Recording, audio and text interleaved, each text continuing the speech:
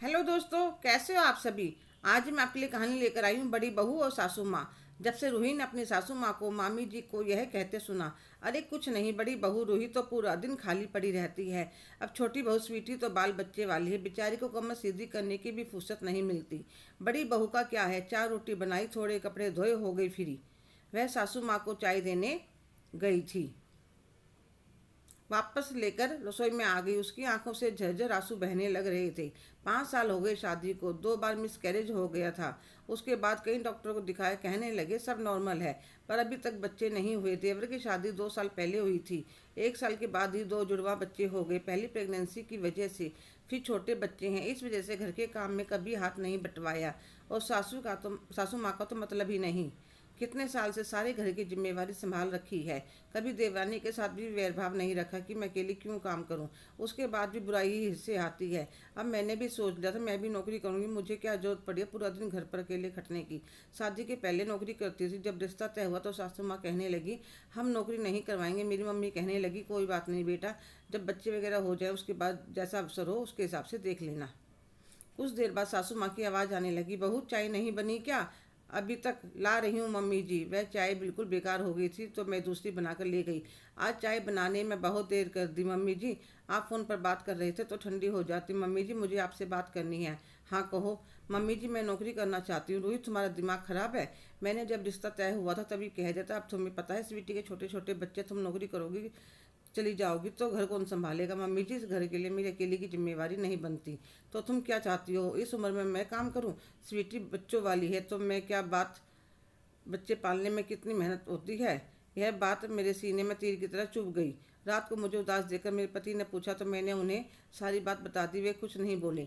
15 दिन बाद एक दिन ऑफिस से आए तो कहने लगे मम्मी मेरा ट्रांसफ़र चंडीगढ़ हो गया, ठीक है अब तुम चले जाओ, रूही यहीं रहेगी। मम्मी मैं वहाँ पर अकेला सब कुछ मैनेज कैसे करूँगा। और यहाँ पर स्वीटी तो है ही, वैसे भी आपकी स्वीटी के साथ खूब बनती है। आपके लिए लाडली बहू जो है, अगर आप मेरे साथ चलना चाहें तो चल सकते, ले जा अपनी बीवी को, मैं तो यहीं रहूँगी। तो रोहन रूही 1 हफ्ते बाद चले जाते हैं, 10 दिन में सारा सामान सेट हो जाता है। अब रूही पूरा दिन खाली रहती है। मैं सोच रही थी यहाँ पर नौकरी के लिए ट्राई करती हूँ। एक दिन मैं बालकनी में खड़ी थी, पड़ोस वाली भाभी कहीं से आ रही थी तो मैं कहने लगी कहाँ घुमाई भाभी जी। कहने लगी रूही कहीं नहीं, बच्चों के लिए ट्यूशन का पता कर रही हूँ, जो बच्चों को अच्छे से पढ़ा सके, जिससे अभी पढ़ते हैं। 1 हफ्ते बाद उसकी शादी है। कौन सी क्लास में आपके बच्चे। बेटा 5वीं में, बेटी 3री में। तो एकदम रूही के दिमाग में आता कि नौकरी मिलना तो आसान नहीं है, क्यों ना मैं ही इतने ट्यूशन पढ़ा लूँ।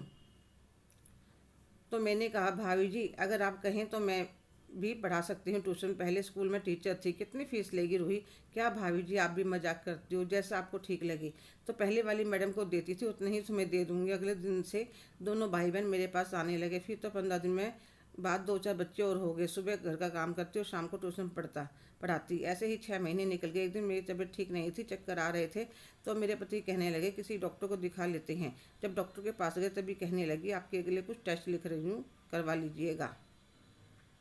जब टेस्ट की रिपोर्ट आई तो मैं डॉक्टर को दिखाने गई तो डॉक्टर कहने लगी आप प्रेग्नेंट है। रोहित और मैं एक दूसरे की तरफ देखने लगे। मैंने अपनी सारी केस हिस्ट्री डॉक्टर को बताई और तो वह कहने लगी कभी कभी ज़्यादा स्ट्रेस लेने की वजह से कंसीव करने में परेशानी होती है। आप बच्चों को ट्यूशन पढ़ा रही हैं, माइंड फ्री है, तो कभी कभी यह वजह भी हो सकती है। घर आने के बाद मैंने सासू माँ के पास फ़ोन मिलाया तो वे बहुत खुशी, उनकी तबीयत खराब थी। मैंने पूछा क्या हुआ मम्मी जी। रूही कई दिन से बुखार है। तो आप किचन में क्या कर रही हो बेटा। अपनी गलती का भुगतान कर रही हूँ। पहले तो स्वीटी मीठी मीठी बोलती थी, जब से तुम गई हो उसने अपने सारे रंग ढंग दिखा दिए, सारा काम का बोझ मेरे ऊपर डाल दिया है। अब मुझे एहसास हुआ मैं तुम्हारे साथ कितना गलत किया था। रूही हो सके तो मेरी कड़वी बातों के लिए मुझे माफ़ कर देना। ऐसा मत कहिए मम्मी जी। और आपके बेटे आपको लेने के लिए आ रहे हैं, आप यहाँ हमारे साथ रहोगी। आने वाले बच्चे का भी हक तो है अपनी दादी के लाड प्यार पर। हाँ हाँ बहू मैं ज़रूर आऊँगी, जी भर कर अपना पोता पोती के लाड करूँगी। ठीक है मम्मी जी, मैं कल ही इन्हें भेजती हूँ। रोहित मुझे देख कर कहते हैं रूही मुझे गर्व है तुम पर, जो तुम मेरी माँ को भी अपनी माँ की तरह मानती हो। 1 मिनट में पिछली सारी बातों को भूल गई। रोहित माँ तो माँ होती है और हम एक दूसरे के गले लग जाते हैं। हेलो दोस्तों, कैसे हो आप सभी। आज की कहानी आपको कैसी लगी कमेंट करके ज़रूर बताइएगा। अगर आप मेरे चैनल पर नए हैं तो लाइक, शेयर, सब्सक्राइब करना ना भूलें। धन्यवाद।